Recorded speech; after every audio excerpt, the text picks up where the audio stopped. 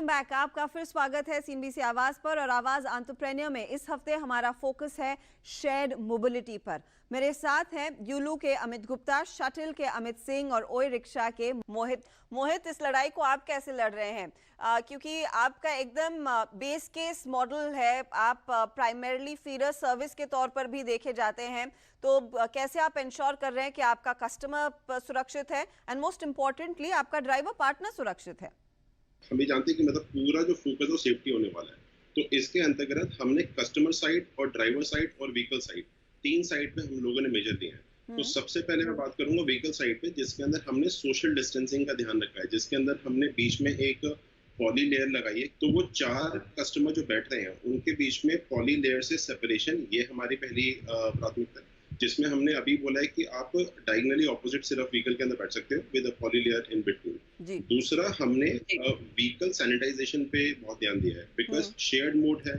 लोग मेट्रो से चढ़ेंगे या मेट्रो की तरफ जाएंगे, लोग कोई भी उस पे बैठ सकता है। तो ये बहुत इंपॉर्टेंट है कि अगर वो बैठ गया, अगर मान लो बंदा इन्फेक्शियस था, उसको मान लो कि कुछ कोरोना रिलेटेड चीज थी, तो उसमें अगर वो बैठेगा तो हो सकता है कि व्हीकल को हमें मतलब व्हीकल जो है हमारा कोरोना से संक्रमित हो जाए। तो उसमें हमें व्हीकल सैनिटाइजेशन उसको प्रोवाइड करना बहुत जरूरी है। उसके बाद मैं आऊंगा ड्राइवर किट के ऊपर। तो हमने ड्राइवर को एक किट दी है पूरी, जिसके उसके पास अपने पास सैनिटाइजेशन का बॉटल रहेगा और उसी के साथ में उसके बाद टेम्परेचर गन रहेगा। तो टेम्परेचर गन से वो अपना टेम्परेचर रिकॉर्ड करके एप्लीकेशन पे डाल सकता है और वो इंफॉर्मेशन हम कस्टमर को दिखाते हैं। तो जैसे ही हमें पता लगता है कि वो टेम्परेचर जो है वो एक लिमिट से ज्यादा है, तो वो इन्फॉर्मेशन हम कस्टमर दिखाते हैं और हम उनको प्लेटफॉर्म से डीलिस्ट भी करते हैं, बिकॉज वो सेफ नहीं है कस्टमर्स के लिए उन गाड़ियों के ऊपर बैठना।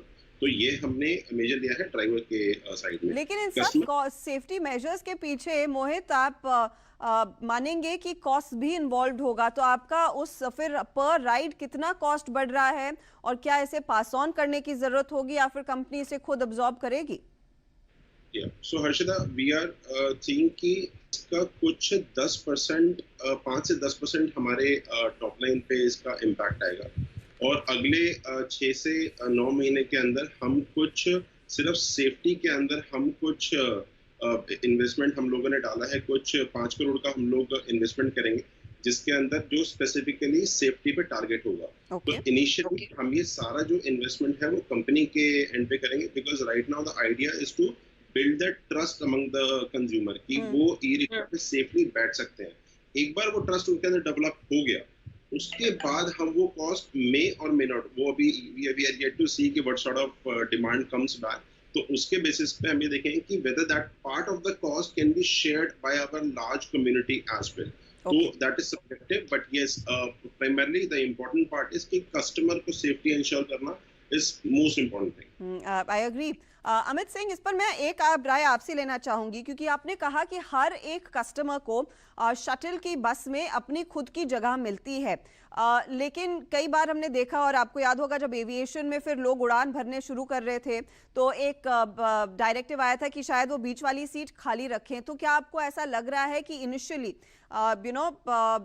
आपको शायद एक सीट या फिर कुछ सीटें खाली रखनी पड़ेगी बस में? क्या इस तरह की डिमांड आई है आपके कस्टमर्स की ओर से और उसका कॉस्ट फिर कैसे बेयर किया जाएगा, इसके क्या इम्प्लीकेशंस होंगे? वो सारी चीजें हैं। सीट्स कुछ खाली रखनी होगी, बट आप देखिए डे 1 पे डिमांड भी नहीं होती है। गवर्नमेंट के भी डायरेक्टिव है कि 50 to 60% सीट्स ही ऑक्यूपाई हो सकती है, तो हम उसी हिसाब से चलेंगे। हम और भी चीजें कर रहे हैं, जैसे ड्राइवर साइड का तो पूरा हम लोग आसानी से सॉल्व कर सकते हैं। ड्राइवर हमारे केस में काफी दूर होता है, तो उसका थर्मल स्कैनिंग होती है, उसका टेम्परेचर मैनेज होता है, उसको आरोग्य सेतु के साथ उसका ऐप को, ड्राइवर ऐप को हमने कनेक्ट कर रखा है। ड्राइवर मास्क पहना हुआ है, हर कस्टमर को मास्क पहनना है, वो सारी चीजें हो जाती हैं। तो ये सारी चीजें तो इतनी कॉस्ट नहीं करती हैं। जो मेन कॉस्ट आती है वो एक माइनर कॉस्ट होती है सैनिटाइजर बस में रखने की, वो भी इतनी बड़ी नहीं होती है, इतने सारे लोग में डिस्ट्रीब्यूट हो जाता है। बड़ी कॉस्ट एक थोड़ी सी आती है जो हर राइड के बाद हम सैनिटाइज करेंगे, उसको हम लोग एब्जॉर्ब कर लेंगे। जो दूसरी कॉस्ट है वो जो आप सीट की बात कर रहे हैं, वो शुरुआत में हम एब्जॉर्ब करेंगे, बट फिर आइडिया ये है कि धीरे धीरे कस्टमर्स भी, हमने कस्टमर्स के इंटरव्यू लिए, उनसे बात की, तो उनके लिए सेफ्टी इंपॉर्टेंट है, हमारे लिए उनकी सेफ्टी इंपॉर्टेंट है। और हमारे देश में पहली बार मैं देख रहा हूँ कि सेफ्टी के लिए लोग पे करने के लिए रेडी हैं, जो कि पहले नहीं था। और कस्टमर को ये भी समझ में आता है कि कोई खर्चा एक्स्ट्रा हो रहा है, तो अगर उसके लिए पैसा थोड़ा-सा बढ़ रहा है 5%, तो उससे कोई उसको कोई दिक्कत नहीं है। इनफैक्ट हम तो ये एक्सपेक्ट कर रहे हैं कि हमारे पास बहुत सारे कस्टमर पब्लिक ट्रांसपोर्ट से हमारी तरफ आएँगे। ओके। क्योंकि पब्लिक ट्रांसपोर्ट में ना तो सोशल डिस्टेंसिंग मैनेज हो सकती है, वो डिज़ाइन ही नहीं हुआ है। उसमें कोई कैपेसिटी का कॉन्सेप्ट ही नहीं है कि इस बस में 10 लोग बैठेंगे कि 100 लोग बैठेंगे कि 200 लोग खड़े होंगे, वो कोई कॉन्सेप्ट नहीं है। हमारे पास वो कॉन्सेप्ट है, तो हम तो वहाँ से बहुत सारे कस्टमर्स एक्सपेक्ट कर रहे हैं, जब नॉर्मलसी आ जाएगी। तो ये सारी चीज़ें हमने जब भी कस्टमर से पूछी है, तो उनको ये लगा है कि पब्लिक ट्रांसपोर्ट से हम 10-15% वैसे भी एक्सपेंसिव होते हैं, जी। अब 20% एक्सपेंसिव हो जाएँगे। पर इम्पोर्टेंट चीज़ वो नहीं है उनके दिमाग में, इम्पोर्टेंट चीज़ ये है कि वो इफेक्ट ना हो। आई एम और श्योर। उसके लिए ये थोड़ी-सी एक्स्ट्रा कॉस्ट कोई बड़ी बात नहीं है। जी हाँ, कॉस्ट बड़ी बात नहीं है, लेकिन आपने नॉर्मलसी की बात की अमित सिंह और अमित गुप्ता, इस पर मैं आपकी राय लेना चाहूंगी। कब तक हम नॉर्मल कारोबार देख पाएंगे आपकी कंपनियों के लिए? आपने कहा है कि धीरे धीरे करके कमबैक आया है और बेंगलोर में मई में एक बहुत तगड़ा रिस्पांस मिला, 65% बिजनेस आपका ऑन ट्रैक आता हुआ दिखाई दिया। लेकिन बाकी शहरों में क्या स्थिति देखने को मिलेगी? क्योंकि आपका कुछ बिजनेस मुंबई में भी है, आप दूसरे शहरों में भी जाने की कोशिश कर रहे हैं, उन सारे प्लान्स का क्या? मेरे ख्याल से जो नॉर्मलसी है वो कितने केसेस हैं उस सिटी में उस पे पूरा निर्भर करेगा। बैंगलोर में ऐसे आपको पता है कि केसेस काफ़ी कम थे और इसकी वजह से पीपल वर ओके कि वो कुछ काम करने जाएँ, घूमने जाएँ एक्सेट्रा। दिल्ली में भी हमको अब एक्टिविटी शुरू होती हुई दिख रही है, तो हमारा ऑपरेशन दिल्ली में भी शुरू हो गया है। बम्बई में हमको लगता है थोड़ा और टाइम लगेगा, बम्बई में केसेस बहुत ज़्यादा हैं। इस वीक हमारी टीम लॉन्च कर रही है बम्बई का भी ऑपरेशन, बट वहाँ नॉर्मलसी आते थे समय लगेगा।